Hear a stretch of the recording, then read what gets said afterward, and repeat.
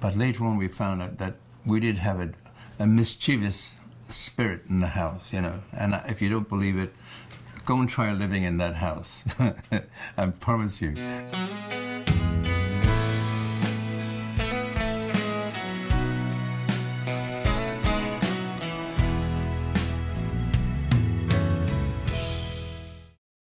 I don't know, but it seems as though, you know, the spirit world seems to follow us around for some reason or the other.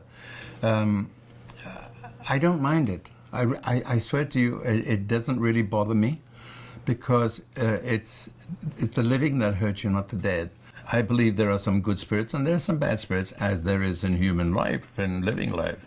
And there's the good ones and there's the bad ones. The house that we lived in was so beautiful and so wonderful, in a place called St. George's Hills. The house had sort of 3 floors plus the cellar. And on the top floor, I used to have my pool table. And at night, on the next floor, it was the bedroom. And we'd hear balls being played in the night. And I used to have a nice armchair, you know, over there. And the legs had come up. I would relax after I had a game of pool. We'd hear these noises up on the 3rd floor, which was unbelievable. Balls cracking, bang, bang, bang, bang. And you'd go up there and there's no one there. The balls would be all in a little square on the table, in the triangle, you know, all set up. But when you walked up there, it was all set. How did this happen?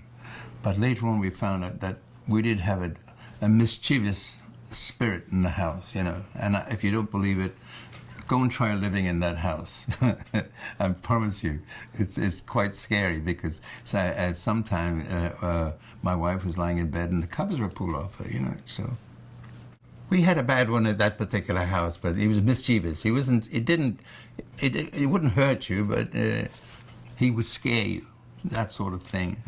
And then, of course, when I came to America and I bought the Pink Palace, which belonged to Jane Mansfield, we definitely had spirits in that house, yeah. And I think Jane was ever present, and it was okay. It was fine.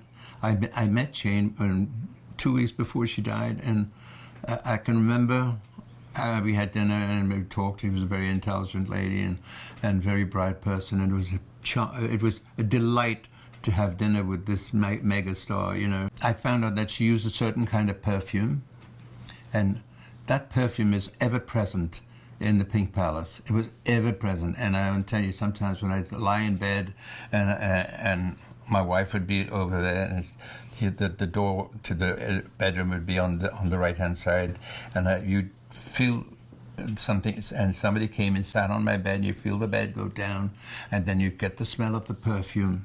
And I always said, welcome, Jane, because they don't hurt you. You know, there's many times my kids may have gotten scared with certain things that happened, because when I wasn't in town, my kids used to come in and sleep in my bed with their mother. You know, there were candelabras on the mantel shelf by the fireplace, and they jumped off and smashed on the floor. And it wasn't an earthquake, I promise you. It was definitely a mischievous little thing to make you know that whomever it was present at that particular time and was sleeping in that bed, etc. Because I wasn't there, you know. But I think it was a scary thing for the other people, other than that. But spirits have been everywhere. I mean, I have a home in England, in Great Glen and Leicester, another place that has spirits in it, you know, because it was built in 1856, and I didn't have it from new. You know, but it was built in 1856, and it's a beautiful manor house, you know, rather a large one. And I'll tell you a little story. I wasn't used to having big houses. Like I was born in a big house, but that was my father's, you know. But this big house we had in Leicester is, I mean, pretty much, it's a huge. We still got it, as a matter of fact. We still got the house with a lot of land, 20 stables and things like that. But this one definitely had a very, very old spirit in it, because this spirit was seen by many people who wore a cape and a top hat.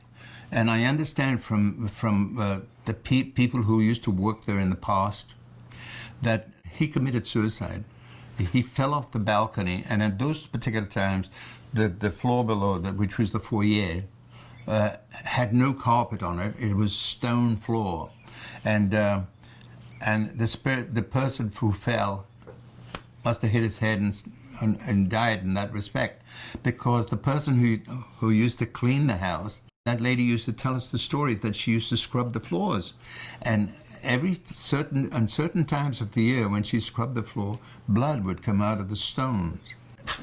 Kind of scared me, scared my wife, scared the children, but.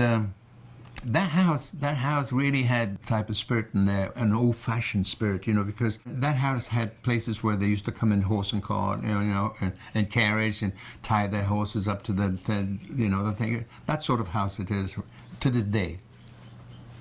And the spirit of that house was quite old, an old guy. We used to see it quite often. He may have gone to his resting place now, but.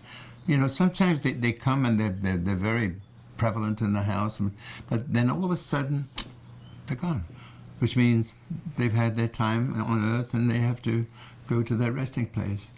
And that's my story about spirits of our houses. I try to be the best I can and try to understand. Angel on my shoulder, the earth beneath my feet. I'm a lucky, lucky man.